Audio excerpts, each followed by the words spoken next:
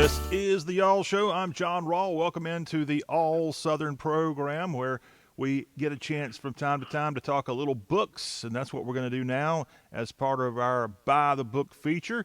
And we've got something political in mind on today's book feature as we begin a new hour.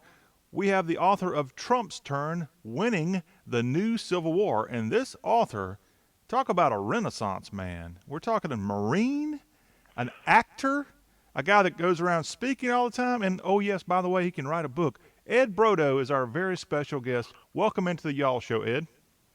Thank you, John. Well, tell us a little bit more about your colorful background, because not often do we get a chance to talk to people who've actually acted in TV series and movies. So tell us where we can find you if we have Netflix. Well, there is one movie floating around called Fire on the Mountain. Okay. Which was a made-for-TV movie with Ron Howard and Buddy Ebsen, and I was the villain. Oh, did that come hard for you? No, it came pretty naturally, actually. Really? Okay. Those are the fun parts to play. Okay. And I think you've been in other films throughout the years and other TV series. I saw that you were in something called Wanted, Dead or Alive. I had a small part in that, yes. And then you were in something called Alligator, where you had a role called Alligator, Ross. yeah. Okay. Well, I'm sure all blockbuster movies at the time, but how'd you get involved with acting? Well, I was a sales manager for a computer company, and I just got really tired of the corporate world. And one day I walked out and signed up for an acting class in New York, and one thing led to another. All right. Well, one of the other titles, and people can see it if they're watching the Y'all Show TV edition, we've got you listed as a negotiation expert. What in the world is that? That is somebody who specializes in the art of negotiation, which I've done for 33 years. I conduct seminars, give speeches, write books, and negotiation is my specialty. But in the last few years, I've branched off as a political commentator, and all of that happened in 2008 when a bunch of people I knew discovered that I wasn't going to vote for Obama. They called me a racist. Ah. And that got me so upset that I started writing political books. Well, I think that was a pretty good decision. Now, you're a negotiation expert, and our current president, his background was supposed to be the great negotiator. So you've got a book called Trump's Turn. Have you actually worked with President Trump in the past? No, I have not. Okay. I actually never liked him until the first Republican debate prior to the election. Only Nancy And I changed O'Donnell. my mind. What's that? Only Nancy. I'm sorry. Only Rosie O'Donnell. I'm sorry. I'm getting Yeah. No, I changed my mind completely. I have become a big supporter of Trump. I think the man is a genius, frankly. I have tremendous respect for his judgment, not just as a negotiator, but as a chief executive and a diplomat. I think he has turned this country around after a lot of destructive things that were done by Obama, and Trump has turned the whole thing around, and we're on the right path right now. But the problem, as I point out in my book, Trump's Turn, is that we are really in a civil war. The country is split. You have one group of people that believe in the Constitution and the rule of law, and they're called conservatives. And then you have another group of people that are called liberals or progressive liberals, and they want to impose socialism on this country. And they want to have more government control, less individual freedom. So it's a very stark choice that we have. Either, less government and more freedom, or bigger government and less freedom. For my part, I'm a conservative, and I believe in the Constitution. I believe in the Bill of Rights, and I'm standing behind Trump. Well, I'm sure, glad for the support, and he really needs your support because I think you live in California. So if you can get a California red in November, you will be doing something extra special. We're talking with Ed Brodow. He's the author of the new book, Trump's Turn, Winning the New Civil War. He's a writer, negotiation expert, actor, and more. And he's taking time right here on today's Y'all Show to help talk about his new book. And you should check it out. As he said, he didn't like the guy, and he saw what he did in that first debate. And going back to 2016, Ed, it was quite a feat for him, a guy with no political experience, to just blast away 17 opponents in the Republican primary and then go against the Clinton machine. I agree with you. It was amazing. I was blown away when he did that. And I must say that after I watched him in the debates, I predicted that he was going to win. And most of the people I knew at the time thought I was crazy. But I stuck by my guns. I said he was going to win, and he did. He had a message that the country needed to hear. Yeah, well, that message for many still ringing true, as he just went to India this week and had a big appearance there at a cricket stadium, and he'll be in Charleston, South Carolina on Friday with a big rally there as he's gearing up. But one thing with your book, I know you want to talk about the other side too. So with the rise of Bernie Sanders here in the last couple of weeks and the presumptive nominee, you could say, with Bernie Sanders, I don't see how he doesn't get the nomination at this point, just based on the fact that if he doesn't get it, there's going to be a civil war in the Democratic Party because the Bernie bros are going to go nuts. Well, they need a civil war because the Democratic Party has gone off the rails. Yeah. I mean, for the Democratic Party to have someone like Bernie Sanders as their candidate, that's ridiculous. The man's policies are ridiculous. He wants to give everything away. It's going to cost $60 trillion or more. He has no idea where the money is going to come from, has no idea what he's doing. All he knows is that he believes in socialism and communism. He thinks Castro was great. He went to Moscow on his honeymoon. I mean, the man is a lunatic. So the Democratic Party really needs to shed this whole image that they're getting right now because it's destroying the party. We're talking with negotiation expert, author, and actor Ed Brodow here on today's Y'all Show. And in the past, SEC Chairman Harvey Pitt has dubbed Ed the king of negotiators. And as you are writing a book, how much does your negotiation tactics come through in Trump's turn, Ed? Well, I suppose, a lot of it does. I mean, basically, what I want to come through is common sense and evidence. Those are the things that I believe in as a negotiator. Common sense and evidence. And it seems to me that the conservative side in this Civil War is true to evidence and common sense. And the other side doesn't seem to care about it at all. They've lost their common sense completely. By the way, I want to comment on one thing you said. You said that you think that Bernie Sanders is going to be the nominee. I have a different take on this. Okay. I think that the Democratic Party is going to get rid of him somehow. They're trying already to get rid of him. Well, that's what I said. If they do get rid of him, there's going to be a civil war with all the Bernie bros, which I think Trump comes out of this positive either way. Oh yeah. But I'm watching what's going on. They torpedoed him when he was running against Hillary, if you recall. Mm-hmm. And I think they're going to do it again. They already Bloomberg should not have been in that debate last week. He really didn't qualify because they had a rule that you had to have a certain amount of individual contributions. So what did they do? They went and changed the rule so that Bloomberg could be in the debate. See, they really want him. They really know that they can't have somebody like Bernie Sanders who's half out of his mind. They can't have him as their candidate. So I think we're gonna see some subtle things happening in the next couple of weeks. I'm also curious tonight.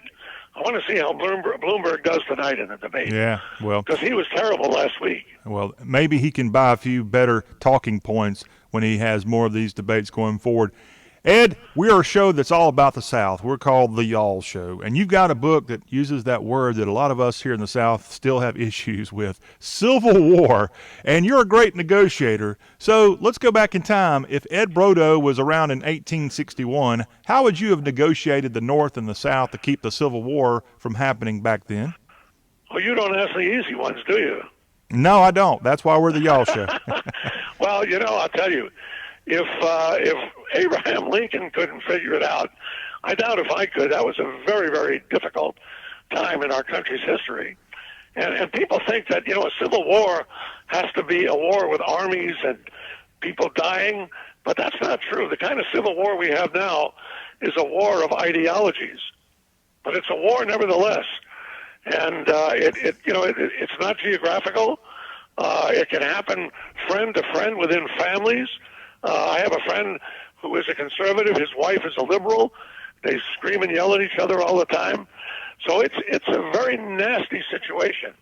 But I believe that we have to maintain the values of our country. And I'm talking about values like freedom of speech. I'm talking about taking personal responsibility.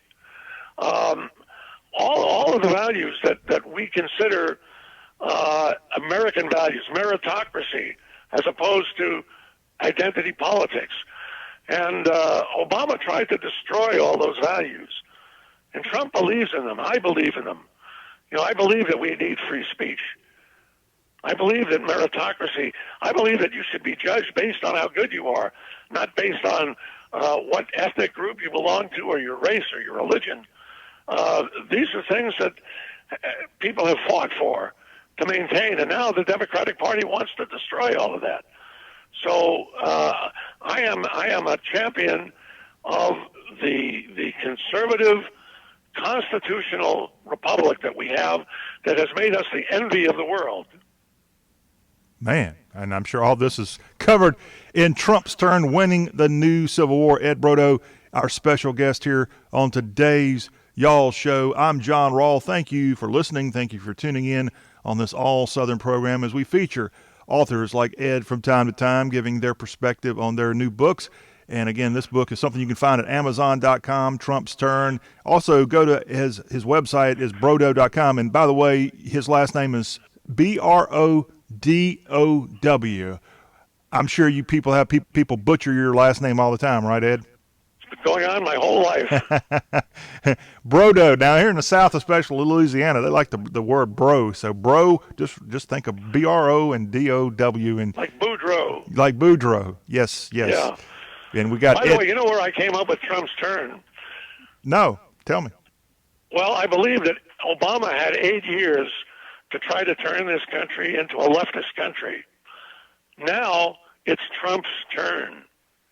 That's where the title comes from. It's Trump's turn to straighten the things out and get us back on track, because this is not a leftist country. The majority of people in this country are not leftists. They're not Bernie Sanders. And Trump is getting it straight. He's getting it. He's doing all the things he promised he would do. And I look forward to another 4 years. Well, you don't have the luxury of living in the South like we do here, most of our audience. We may have a couple million listening in California today. What's it like to be a conservative in a place like California? It's not easy. I can't tell you how many people I know here who I've known for a number of years who don't talk to me anymore. Because they found out I'm a conservative, they won't talk to me. It's ridiculous. Is it because you're a conservative or you like Trump? What? Is it because you're a conservative or you're a Trump supporter? Both. Okay. Both. All right. I just wanted to know the conservatives of the world who may not be the biggest fan of Trump in a place like California, you're still ostracized. Well, it's just that there was, this was the state that Ronald Reagan came from. Mm-hmm. So things have changed here now, and especially up in the San Francisco area and in Los Angeles and Hollywood. Everybody wants to be liberal. They want to show how liberal they are. That could change. That could change overnight. We don't know. But right now it is very tough. And I kind of feel like my vote is, I've been disenfranchised, because no matter, I can vote for Trump, but it's not likely that my vote is going to count, because there's such an overwhelming number of liberal voters. It's the same in New York. I was sitting in a restaurant 2 years ago in New York, and a lady sitting next to me, we got into a conversation, and she said, somehow the subject of Trump came up, and she said, "Well, I hope you're not a Trump supporter." And I said, "Yes, I am." And she gave me a dirty look and wouldn't talk to me. Well, if it makes you feel any better, Ed, I was in Wilmington, North Carolina 2 years ago, and somebody made a smart aleck comment about President Trump, and I didn't even back him that much. I just kind of countered them, and they wanted to whip me right there in the Burger King, Wilmington, North Carolina. So I was ready to go. I was ready to put up my dukes. See, there's your Civil War. Yeah, right there in There's North your Civil Carolina. War. So That never would have happened 20 years ago. No. In an election, you have that level of animosity. Mm-hmm. And this guy took it very personal, very quick. All I had to say was one thing about President Trump. I might have even said, well, he carried North Carolina. I think that's what I said, as he did in 2016. And this guy immediately said, he called me an a-hole, and he wanted to fight me. And it was right there in the lobby, again, in Wilmington, North Carolina, of this fast food restaurant. People were stunned, but nobody did anything. I was hoping the manager would at least say, hey, you got to get out of here, fella. Not of course, to me. And they didn't do a darn thing. Let me throw an idea out for you. In Trump's turn, I talk about what I call the way that the leftist ideology has become a religion. It's like a religion. You're not allowed to say anything. You're not allowed to. It's almost like Islam. You're not allowed to blaspheme. So you're not allowed to criticize Islam.